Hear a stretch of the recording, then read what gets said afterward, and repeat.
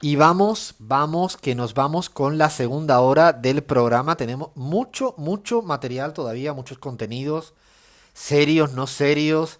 Bueno, pero de eso se trata, si no, no seríamos lo que somos, que es una pandilla, ¿no? Este chiringuito que armamos, como dice nuestra Cintia, jefa de redes, que yo creo que fue el mejor bautizo que le pudo hacer, esta travesura radial, porque estamos, ¿no? Llenos de traviesas y de traviesos, no solo los que hablamos acá todo el tiempo, sino todo el equipazo que hay detrás que hace posible esto. Y ahora lo voy a decir porque también, si no lo digo, reviento, ¿eh? Qué difícil me supo la semana pasada hacer el programa aquí yo, con este acentazo, hablando de la marcha de la lealtad peronista sin Jair Sibel, que es nuestro peronista de pro, que es como la avanzadilla del peronismo dentro de la pizarra. Bueno, yo no sé cómo hicimos, salió, no sé cómo lo hicimos, salió, porque Abraham con el acentazo guayaco, Chris con el acentazo venezolano, yo con este ¿Qué es eso? acento No, de no, no. Cádiz, ¿qué es eso, no? Y ahí Lean iba No. haciendo los equilibrios, ¿no?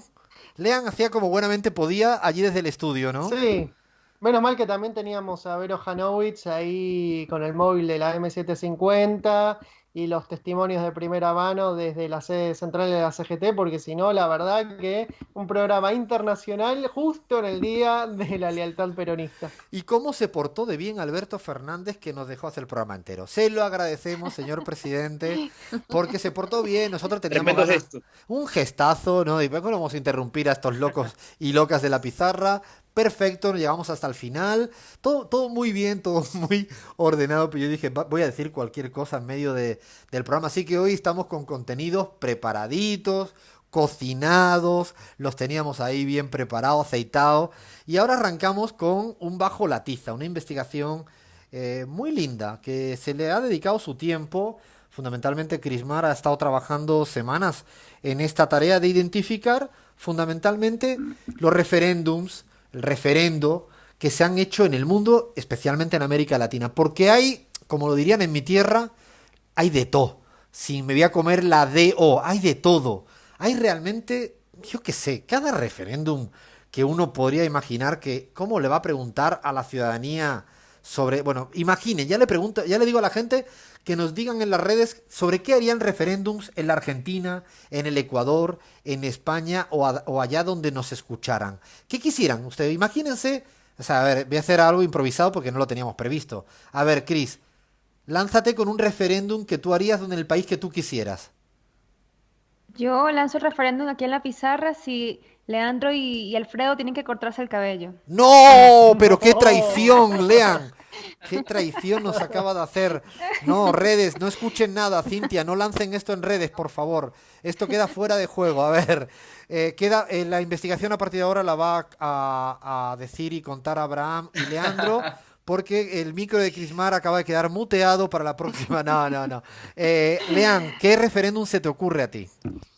Y a mí se me ocurre un referéndum argentino para prohibir el edulcorante en el mate, Alfredo. Por Yo apoyo. estoy completamente en contra y quiero prohibir el edulcorante en el mate, así quiero que la población decida edulcorante sí o no en el mate. Estoy contigo totalmente, ¿eh? Abraham, ¿qué se te ocurre a ti como iniciativa en el Ecuador o donde tú quieras? En el Ecuador, que es un debate de siempre, ¿no? El seco de pollo no lleva papa. Esto para los señores de la sierra. El seco de pollo no lleva papa. Deberíamos someterlo a referéndum. Tengo mis dudas de esto, ¿eh? Yo no sabría qué votar. Papa Ecuador, me viene ahora a la cabeza el yapingacho, cosa que me encanta. Y fíjate, no es hora Ah, de comer, claro. yo sé que no es hora de comer. Bueno, en Ecuador sí es hora de comer, en la Argentina no, en España mucho menos. Bueno, vieron que somos capaces de empezar a hablar y nos tiramos una hora entera hablando de estas pavadas con todo el material tan perfecto que tenemos ahí. A ver, Cris, pongámonos serio y vamos a empezar por los primeros referéndums serios que hayan habido recientemente o no tan reciente en nuestra América Latina.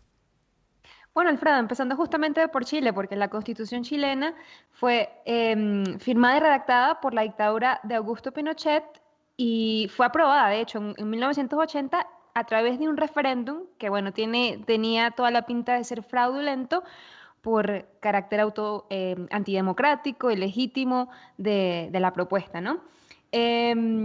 Así que en realidad los referéndums no son una novedad en América Latina, tampoco son exclusividad o particularidad de regímenes democráticos. Y no solamente sucedió en Chile en ese tiempo, también en el siglo XX hubo varios en la región, convocados, por ejemplo, por gobiernos autoritarios en Bolivia en 1931, Janine Áñez, ¿no? En Perú en 1919, en Uruguay en el 42 y en Brasil más adelante en el 63. Así que, bueno, importante destacar que entre 1900 y 1980 hubo solo 38 referéndums en la región. Y Poquísimos, ¿eh? Muy pocos. sí, Me sorprende esto. Ahora quizás pareciera que han habido muchos más. Yo no tenía ni mucho menos el dato. Es un dato muy impactante porque sí, en 80 años en la región que solo haya habido 38 referéndums, dice un poco, probablemente habla mucho del déficit democrático y de participación que había en América Latina durante esas décadas y no sé si luego mejoró. sí, de hecho, a partir de 1980, 1981 hasta la actualidad han habido por lo menos 110 referéndums. Así que consultas populares que se han triplicado durante las últimas décadas, por nombrar algunas de las más recientes. En el 2018 hubo uno en Perú para intentar crear esta estabilidad política y jurídica en medio de una grave crisis institucional. En el 2016 también en Colombia. En Colombia fue la de Em, La Paz, ¿no? Pero me quería referir un momento, Cris, a la de Ujú. Perú. Perú fue la que, de alguna manera, permite salvar a Vizcarra su cabeza cuando plantea esta cuestión de la reforma política, un poco compleja. De hecho, yo creo que la mayoría de los peruanos y peruanas no sabían del todo bien qué votaban, porque yo leí el texto y era complejísimo, pero era una manera de Vizcarra salir airoso en un momento de cierta debilidad, tanto que Vizcarra no era el presidente electo. A veces los referéndums también han sido utilizados, ¿no? El caso peruano me parece el más interesante para no tanto preguntar por algo, sino que el preguntar por algo sirva como excusa para salir más fortalecido, creo que fue Ujú. el caso de Vizcarra. Y el que me parece que vas a citar ahora, seguramente es el referéndum más importante de los últimos años en América Latina, el de Colombia, ¿no? El del acuerdo de paz. Sí, exactamente. Fue en el 2016, para finalizar pues más de 5 décadas de conflicto armado, ratificar ese acuerdo de la paz firmado en La Habana. Ya sabemos el resultado y lo que ha sucedido luego. Pero bueno, en el 2011 también hubo uno en Paraguay por una enmienda constitucional que permitiera cosas tan, desde mi punto de vista, tan importantes, pero tan obvias, ¿no? Como es permitirle o no el derecho al voto a los paraguayos que estaban residentes en el exterior. O sea, tan elemental, Crismar, como el darle voto a los paraguayos que viven afuera, fue un referéndum, yo no sabía de esto, en Paraguay en el año 2011. Dice mucho a Ujú. veces de cuán atrasado puede estar un país en términos de derechos y cómo se tienen que ir ganando por múltiples vías. El tema del referéndum también es, en este caso fue una victoria a favor, igual que fue un retroceso la cuestión de la paz en Colombia, que justamente es lo que permitió que otra vez Álvaro Uribe saliera muy fortalecido. Aunque siempre yo pongo muchos interrogantes en tanto en cuanto en Colombia vota muy poca gente. Le pasa lo mismo que a los Estados Unidos de América, ese país tan democrático, donde el promedio de participación en las últimas décadas en Estados Unidos es del 56%. Bueno, en Colombia es en torno al 50% el promedio de participación en las 3 últimas décadas y el plebiscito este también estuvo muy debilitado por la baja participación. En Ecuador hubo cosas curiosas en los últimos años, ¿no? Y que si no lo diga el señor Abraham Verduga, en el 2011 justamente también en Ecuador hubo un referéndum para aprobar reformas sobre asuntos relativos a sistema judicial, seguridad, ambiente. Se incluyó, por ejemplo, la regulación de la tauromaquia y la pelea de gallos, ¿no, Abraham? Abraham, Tal cual, sí. ¿esto cómo es? Cuéntanos, por favor, que había mucha pelea de gallo allá en el Ecuador y había que plebiscitar al respecto. Totalmente, es una tradición muy española, ¿no? De la gente Ya que, estamos, ya que todavía estamos, tiene ya añoranza, estamos, ¿no? siempre lo mismo. Es que esto siempre lo mismo. Eh, Son vuestros pero antepasados seguros, vuestros antepasados. Esto decía Lelutier, ese maravilloso humor, ¿no? De Lelutier, maravilloso. yo en eso siempre me refugio. Son vuestros antepasados, los míos no sé si vinieron, los vuestros seguros, porque de ahí estáis vosotros y vosotras. No, lo cierto es que ganó el no en la consulta popular. prohibida la tauromaquia en Quito, que significó eso un gran golpe para toda la cultura, ¿no? De Jesús del Gran Poder, las fiestas clásicas de Quito venían toreros de España, ¿no? Yo A hacer sus recuerdo, corridas Abraham, recuerdo un diciembre, sí. estando en un hotel, estaba para dar cursos, y me invitaron a un hotel en Quito, y de repente yo no podía entender cómo en el ascensor del hotel yo escuchaba tanto español de España, pero además todo así, y todos, y claro, los veía y digo, estos están todos salidos, parecen toreros todos, porque se visten además muy toreros, todos así con los pantalones para arriba, ¿no? Las camisetitas así bien, y claro, yo no entendí, y claro, es que el toreo, ¿no? La toromaquia en el Ecuador, entiendo que más en Quito, ¿no? Que en Guayaquil, Abraham. Sí, no, en Guayaquil nada que ver. En Guayaquil se ve mucha pelea de gallos, eso sí, en los sectores rurales, pero la tauromaquia es en Quito, en Riobamba, en sectores de la sierra en realidad. Lean, ¿qué querías decir al respecto? No, que me da mucha curiosidad por qué precisamente en Ecuador o por ejemplo en México, donde también es bastante popular, entiendo, la tauromaquia, y no en otros lados de lo que fue los dominios coloniales de España en América Latina, ¿no? Porque acá en Argentina cero, cero la tauromaquia. Es un Un buen bajo la debate, ¿eh? tiza. ¿Por qué decías, Chris? Interesante. No, o un bajo la tiza, yo creo Merece la que pena, merece también la pena. muy No sabía, no abrieron la podría. curiosidad. Yo también Sí. me dieron ganas de saber por qué prosperó en algunos otros lugares y en cambio en Argentina nada de nada. Pero bueno, ha habido muchos más, Chris, De en todo. América Latina. Por ejemplo, en Venezuela, ¿cuáles son los últimos Bueno, importantes?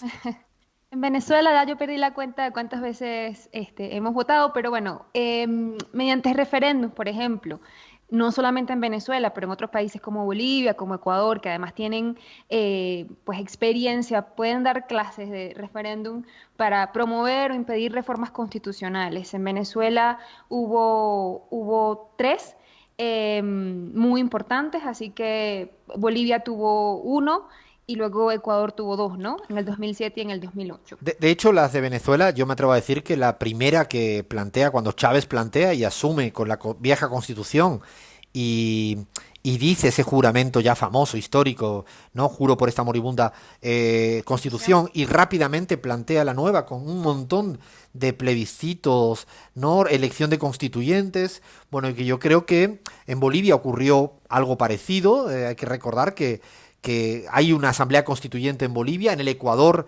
exactamente lo mismo, después vinieron muchas consultas que también fueron, es decir, yo creo que hubo mucho dinamismo en estos tres países durante un periodo largo de consultas populares. De hecho, el propio en México, ¿no? También ha habido una cierta Ujú. a través de Andrés Manuel López Obrador ha habido también una dinámica más participativa, ¿no? Yo no sabía esta que tú vas a contar ahora porque estaba pensando hacia adelante cuando el propio AMLO plantea que él no tiene ningún miedo en presentarse ante un plebiscito y un revocatorio después de que haya cumplido la mitad del mandato si se reúnen las firmas ciudadanas para eso. Pero incluso ya hubo algo en el 2003, ¿no, Cris? Claro, cuando él era gobernador del Estado de México, pues no solamente es una propuesta, se llevó a cabo, hubo una convocatoria a que los habitantes del DF pues votaran sobre la continuidad de su gobierno por 3 años más, 3 años adicionales, y en este referendo él ganó con 75% de los votos.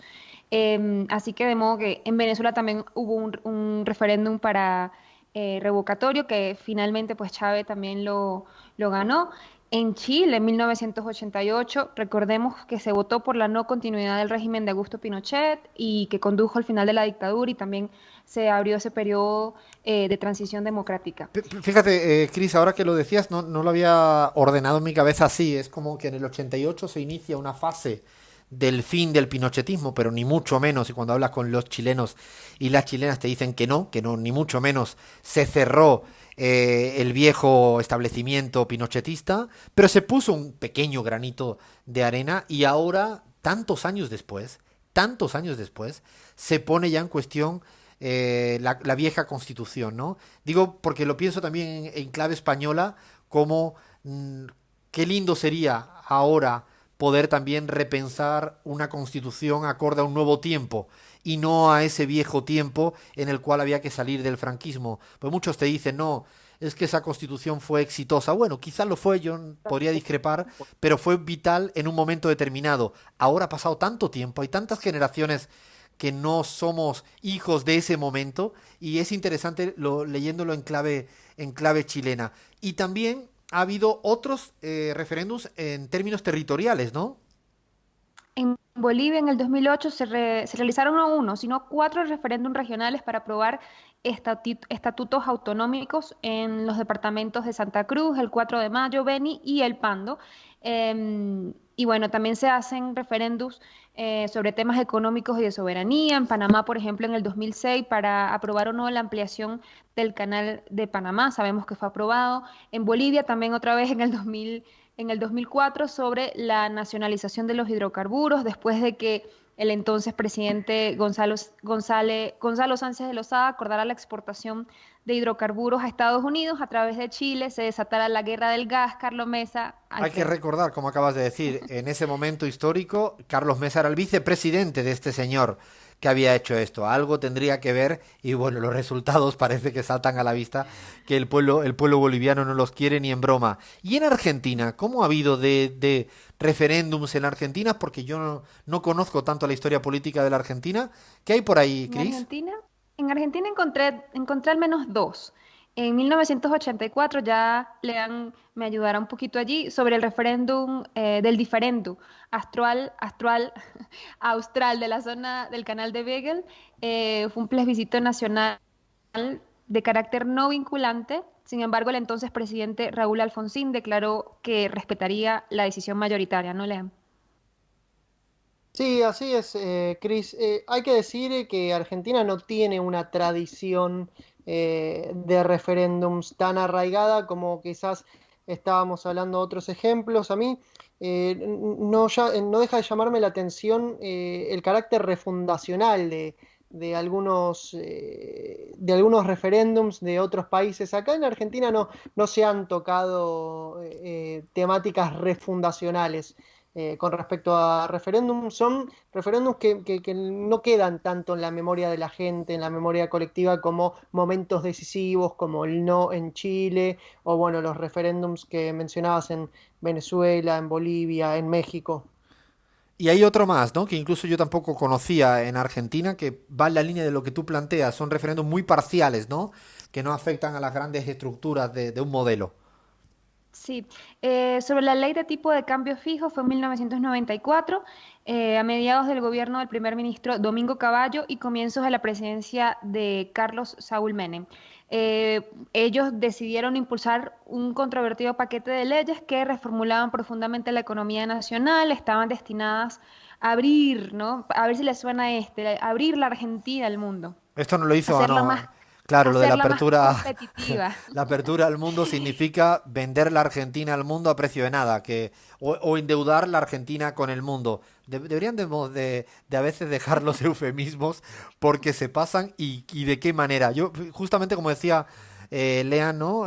Buscando los referéndums, si la audiencia conoce de otros que nos lo lancen en redes, pero los que detectábamos era estos dos que son importantes, no decimos que no, pero no son de los realmente fundacionales o refundacionales, ni mucho menos. Sinceramente yo no conocía la existencia de este referéndum. No, no, no. Imagínate, ¿no? Imagínate si... y bueno, y en América Latina, ¿qué otros han habido así? Por ejemplo, en Costa Rica. A ver, llévame a otra latitud que allí sí que creo que tienen una cierta tradición al respecto.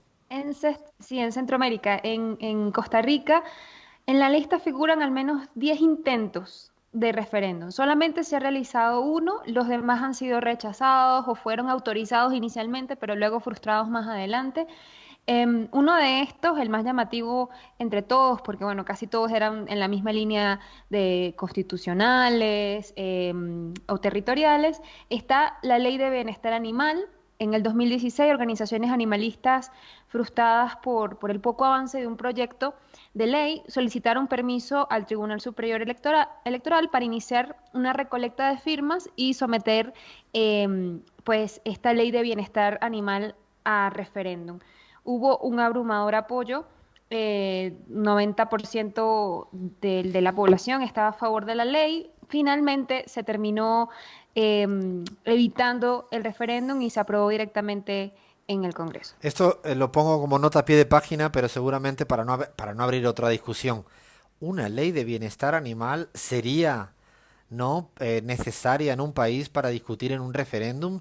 ¿Tiene tanta enjundia? Seguramente para mucha gente sí, para otras no. No sé, es un interrogante que siempre toda la cuestión animalista, que está muy presente hoy en día en muchas sociedades, ¿no? Cuando hay ausencia de cuestiones básicas materiales, hay que debatir estos valores posmateriales, sí, no. Lo digo a modo de provocación total, sé que me van a caer de todos los palos y eso es lo que más me divierte, pero quiero dejarlo así, seguramente para algún quilombo que tengamos semanas próximas y debatamos sobre estas cuestiones, porque no es algo aislado, es una corriente, es una dinámica y había que discutirlo con cierta seriedad. Yo no conocía, de hecho, ni siquiera que en Costa Rica se había producido eso. No voy a entrar en el tema vegano, Alejandro, solo estoy con el tema de ley y bienestar animal, no me provoquen que me salen todos los trolls que tú tienes contratados, Lean. Te mando mi ejército, ¿eh? Exacto, Te mando mi ejército. los noto cuando digo algo al respecto. Bueno, sigamos.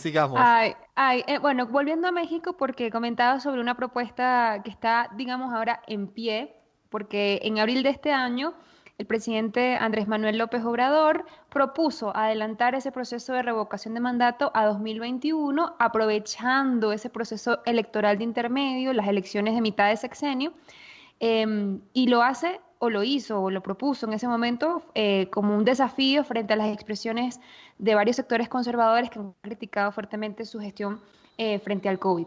Pero además, unas elecciones claves porque en esas elecciones en mitad de sexenios él va a ratificar o no su mayoría en el Congreso, pero además también se está pidiendo que se consulte a la población si quieren que se investigue o no a los expresidentes vivos de México por temas a los que se le encuentre básicamente pues la basurita guardada debajo de la alfombra por temas de corrupción que no son pocos. Ha generado mucho ruido primero ese espíritu de consultar a la ciudadanía que tiene AMLO, parece que eso nos gusta cuando hay esa democracia participativa.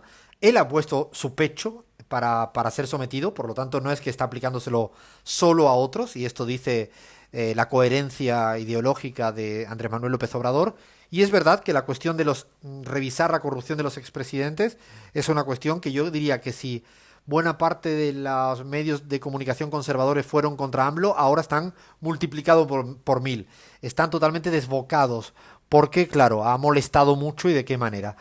Así que en América Latina, imagínense, y esto solo es un resumen, viene cargadísimo de referéndum. Para terminar, porque se nos va agotando el tiempo, vamos a solo citar en el mundo aquellos que hemos encontrado, que tú has encontrado, solo para incluso abrir el apetito. Por ejemplo, en Estados Unidos tiene referéndums muy insólitos, que yo cuando lo pasabas el material semanas previas no daba crédito, creía que era una invención venezolana tuya.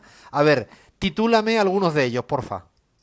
Alfredo, policías y títeres, este referéndum se hizo en el 93 en San Francisco sobre si se podía o no que un policía patrullara con la compañía de un muñeco ventríloco al ¿Cómo? lado. Espérate, a ver.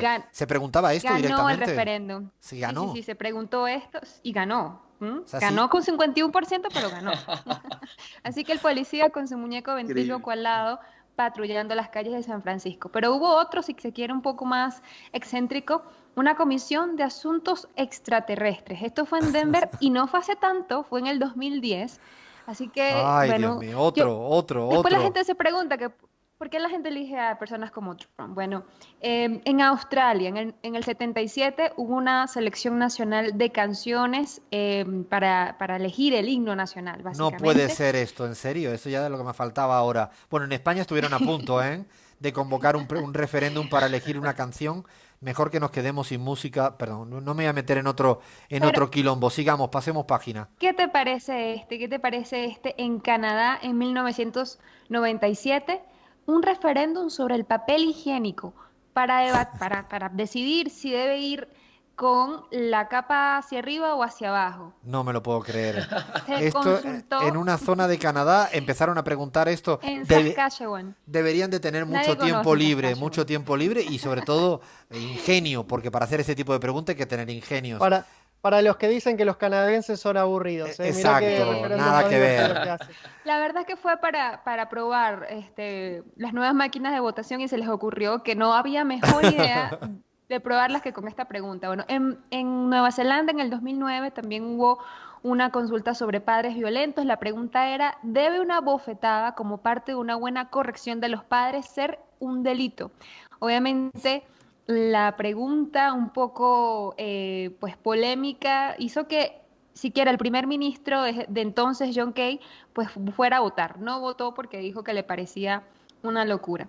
Y Y perdona, el Cris, y el caso, país por excelencia, ¿no? Donde más... Yo desde que tengo uso de razón, si hay un referéndum que siempre escucho, creo que todos los años, todos los meses, casi todas las semanas, no estoy exagerando un poco, es en Suiza, así que ya para cerrar, a modo de corolario, dime de de los los últimos, nombres. a ver qué ha habido. Si debería o no haber los domingos sin auto. Si deberían haber abogados para representar a los animales. Si la ley de bienestar animal te parece loca, pues abogados para representar animales en los Estoy de acuerdo. tribunales. Eh, Pero que los abogados para, sean animales también, ¿eh? Está bueno. sobre Quiero la ver un gatito reducción. vestido de traje. Ay. Sobre la reducción de la población, obviamente no en Suiza, sino en los países no tan desarrollados. Y para el más insólito de todos, para decidir si sí o no a más democracia. Estaban cansados de votar y convocaron un nuevo referéndum para votar sobre si votar o no otros referéndums, básicamente. Bueno, imagínense la cantidad de referéndum insólito, ¿no? Bueno, yo me quedo el papel higiénico, me quedo con estos de Suiza, que ya lo que me hacía falta era lo de los abogados. Tengo un quilombo cuando quiera con Lean, a pesar del cariño que le tengo a tu gato, entro a todo. Le vamos a decir algo a la audiencia. De todo lo que hemos metido, nos hemos inventado uno. Uno nos hemos inventado. ¿Sabrán cuál es nuestra fake news? Así lo dejo. Así, lo dejamos así, ¿te parece bien, Lean? Me ¿De parece verdad? perfecto. Que se la juegue la gente, que se Que la se la juegue para juegue. ver cuál es verdad y cuál es mentira. Solo, no lo vamos a decir hoy, le decimos a las redes a las redes que participen con Cintia y la semana que viene daremos, ¿será el del papel higiénico? ¿Será el de, no sé, será la constituyente en Venezuela que no hubo y era todo ficción? ¿La paz en Colombia? No vamos a decir nada más. Solo hemos metido un gazapo, no, es una fake news en medio de todo esto porque queríamos un poco jugar también con la audiencia, así que lo dejamos ahí. Hasta aquí, referéndum insólitos. El de mañana no es insólito, el de mañana es en verdad en Chile y por eso hoy queríamos hacer esta radiografía, este inventario de momentos donde la gente va a votar, a decidir cualquiera sabe qué y cualquiera sabe cómo. Paramos aquí, paramos porque llegamos, nos vamos de los referéndums al populismo con ojos claros o de ojos claros o como carajo se diga. Seguimos en la pizarra.